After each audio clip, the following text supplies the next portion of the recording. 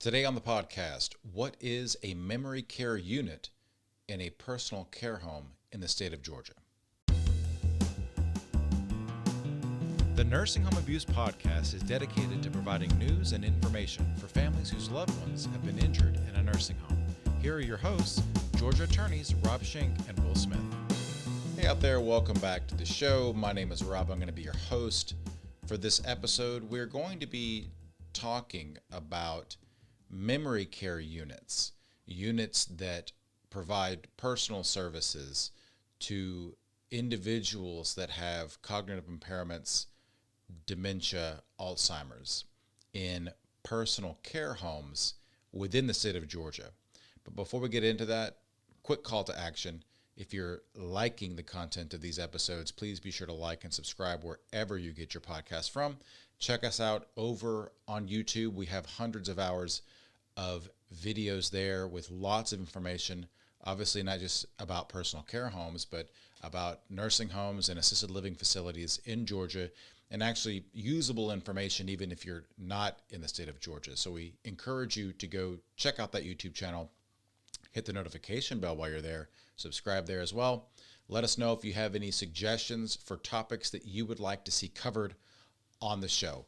And with that, let's get into it. So last episode, I should say, we talked all about personal care homes in the state of Georgia. We discussed what makes a facility a personal care home versus an assisted living facility versus a nursing home, because there are significant differences between the services that are provided at a personal care home versus those that are provided at a nursing home or assisted living facility. Now, if you're interested in a more in-depth discussion on that, I encourage you to check out that episode. In this episode, I want to unpack the definitions, the regulations, the requirements for personal care homes that purport to provide specialized care to those individuals that have Alzheimer's, dementia, or cognitive impairments. Again, it's personal care homes, I should say, are overseen in the state of Georgia by the Department of Community Health, the rules and regulations as promulgated, as they say, by the Department of Community Health. And that's where I'm going to be going today to get the information that I'm providing to you. These are the things that are required of any personal care home serving those type of individuals. Now, we say it is a memory care unit. So in the regulations, essentially a memory care unit is going to be the specialized location within the personal care home that serves persons with probable diagnosis of Alzheimer's disease or other dementia, and either provide specialized care in locked units or holds itself out as providing additional or specialized care to those residents. Now, what are those additional requirements? In other words, if there is no memory care unit, you just fall under the regulations of personal care homes. If a personal care home that has a memory care unit, what can you expect in these regulations? If you have a loved one in a memory care unit, what can you expect that personal care home to do for your loved one?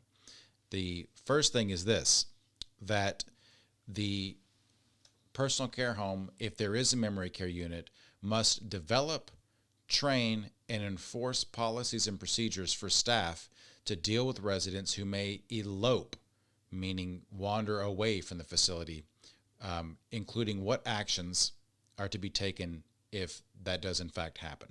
So obviously, if you're dealing with persons with Alzheimer's or dementia, if they're mobile, there is a potential for elopement. There's a potential for wandering. And so personal care homes must have a policy and procedure in place to deal with that potential likelihood.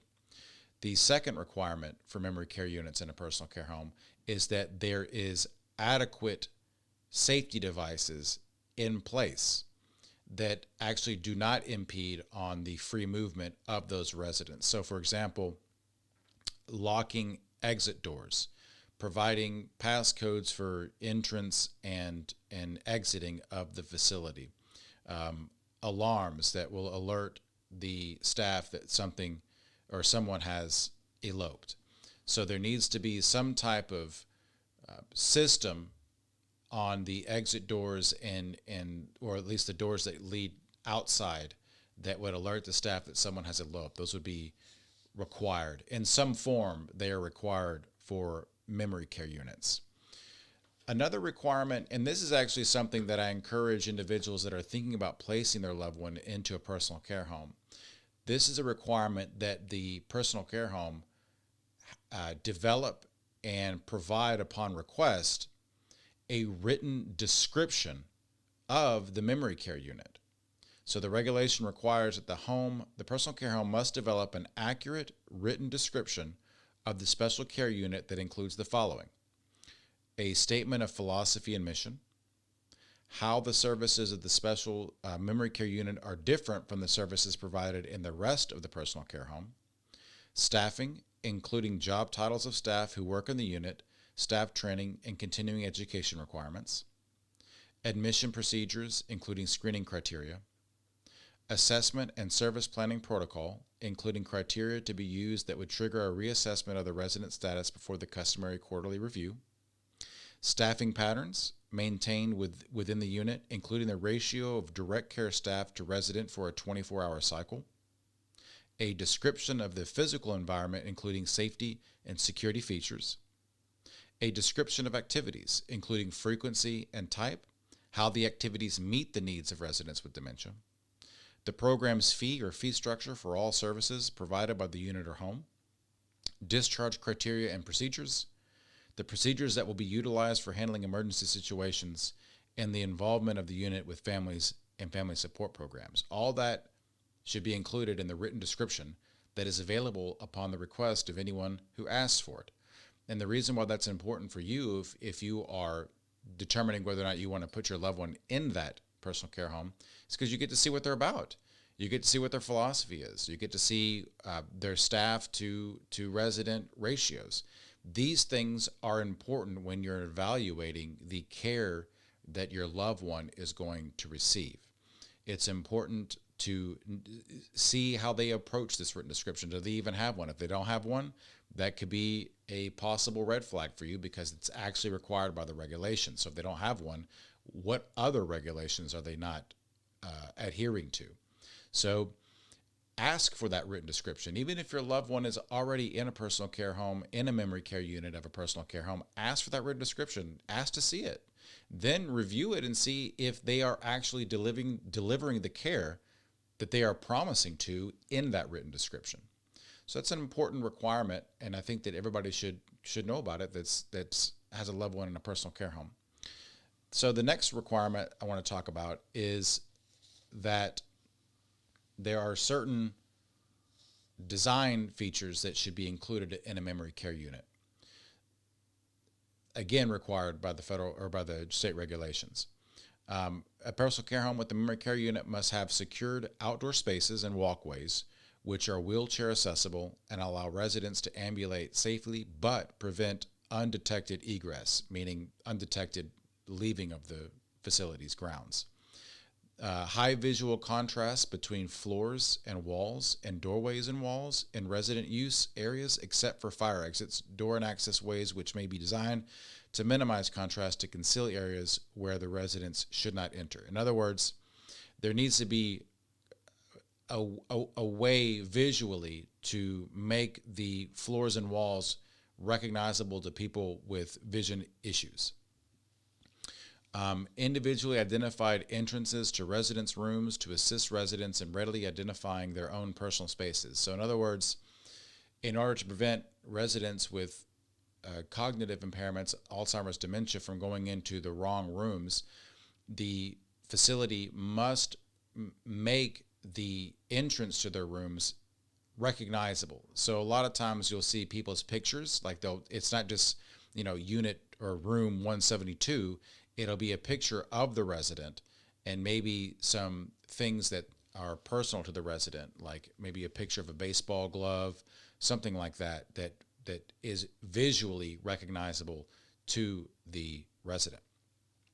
A communication system which permits the staff in the unit to communicate with one another, along with staff outside the unit and with emergency services personnel as needed. So there needs to be some type of walkie-talkie system, call system, some type of device that the staff can have on their person as they walk the grounds and can communicate with one another if something happens. That's again, this is from the regulations. If you're visiting your loved one and you don't see them, the staff, able to communicate with one another at a moment's notice, other than just yelling down the hallway, then that could be a potential problem. Because again, the memory care unit has a heightened duty above and beyond the rest of the personal care home. The memory care unit needs to be able to act on a moment's notice if there is an emergency, because the residents may or may not be able to react the same way to that emergency as other residents of the personal care home. So being able for the staff to communicate with one another quickly is imperative in memory care unit. Another requirement that is different from the regular personal care home is that there are additional staffing and orientation requirements for the staff. The first one is the administration of medication. So medications for residents living in the memory care unit must be provided to the residents by either or both of the following: a licensed registered nurse or a licensed practical nurse who is working under the supervision of a licensed physician or registered nurse, or a proxy caregiver employed by the home in compliance with the regulations. So you've got two categories: one, nurse or LPN who is under the supervision of a physician or nurse, or a proxy caregiver. So it's important that you understand that there may not be any nurses at that personal care home, memory care unit, or not. And if there is not, it's important that you understand whether or not the proxy caregiver, is what they call that, if the proxy caregiver has received the appropriate training for dealing with individuals with cognitive impairments. So it's really important. Medications can only be handed out in the memory care unit by a nurse, LPN, or an adequately trained proxy caregiver. Also, with regard to staff training, staff who prior to caring for residents independently have successfully completed an orientation program that includes at least the following components. One, the home's philosophy related to the care of residents with dementia, the home's policies and procedures related to care in the unit and the staff's particular responsibilities, including wandering and egress control, and an introduction to common behavior problems characteristic of residents residing in the unit and appropriate behavioral management techniques. In other words, the staff at a memory care unit has heightened requirements that are directly related to providing personal services to those with Alzheimer's and dementia, and also education on the symptoms and signs of dementia, being able to understand how to interact with somebody who has these cognitive issues. Also, there is a heightened duty with regard to assessment protocols in a memory care unit. As we've talked about many times on this podcast, nursing homes are required to do a comprehensive assessment on every resident. That is it's not the exact same, but it's the same concept, general concept, in a personal care home. In a personal care home and a memory care unit, there must be an assessment which leads to an individualized service plan. So a post-admission assessment must be used to develop the resident's individual service plan within 14 days of admission. The service plan must be developed by a team with at least one member of the direct care staff participating and input from each shift of direct care staff that provides care to the resident. All team members participating must sign the service plan, and the service plan must be shared with the direct care staff providing care to the resident and serve as a guide for the delivery of services to the resident. Again, there is an assessment, and we'll talk about what goes into the assessment here in a second, but the assessment leads to the service plan. And that service plan must be developed by at least one member of the direct care staff per shift. And the reason why that's the case is because, you want to be able to understand the resident's behavior throughout the entire day. For example, the first shift staff that works during the day might not see any behavioral issues. However, the second shift staff might notice that the individual suffers from sundowners, or their behavior becomes more aggressive as the lights go out. So it's important so that's just one example of why it's important that you have members of each shift take part in the development of the service plan. Because again, the individual behavior and medication needs and personal service needs may change depending on what shift we're in. Then the service plan itself, it has certain requirements as well. And again, the service plan is the document that the staff are going to look at to understand what medications are needed, what services are needed, and the level of assistance that the resident needs for those services. Now, the service plan is required to include a description of the resident's care and social needs and the services to be provided, including frequency to address care and social needs. The residents express preferences regarding care, activities, and interests. Specific behaviors to be addressed with interventions to be used. Names of staff primarily responsible for implementing the service plan. Evidence of family involvement in the development of the plan when appropriate. And evidence of the service plan being updated at least quarterly or more frequently if the needs of the resident changes substantially. So those are all the requirements of the service plan. And as I mentioned, those are important because no two people are the same and no two residents should be treated the same because they all have different levels of need, levels of treatment that are required, behavioral issues, they're all different. So having a service plan that addresses those is crucial. And so finally, I want to talk about the assessment itself.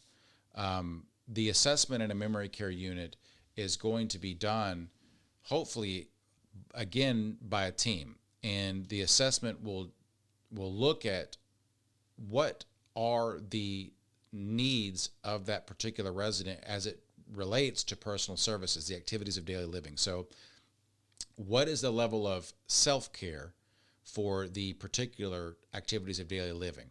In other words, how much can the resident do on their own? Then the assessment will look at how much help does the resident need for a particular activity of daily living. So does the individual need one person to provide support, one person to provide a lot of help, two people to provide help? Does the individual need a lift to get out of bed?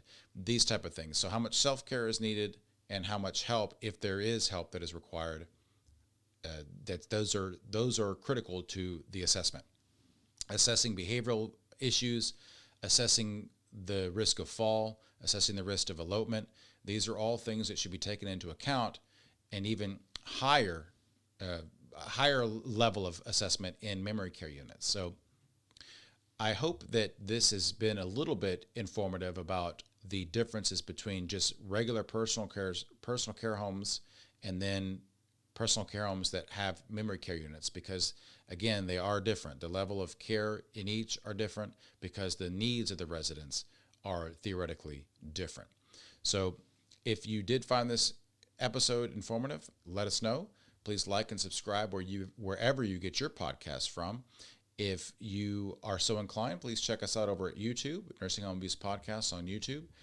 Leave a comment there, hit the notification bell. New episodes come out every other week, that is twice a month on Mondays. And with that, folks, we'll see you next time. Thanks for tuning in to the Nursing Home Abuse Podcast. Nothing said on this podcast, either by the host or the guest, should be construed as legal advice, nor is intended to create an attorney-client relationship between the host or their guest and the listener. New episodes are available every Monday on Spotify, iTunes, Stitcher, or on your favorite podcast app, as well as on YouTube and our website, nursinghomeabusepodcast.com. Again, that's nursinghomeabusepodcast.com. See you next time.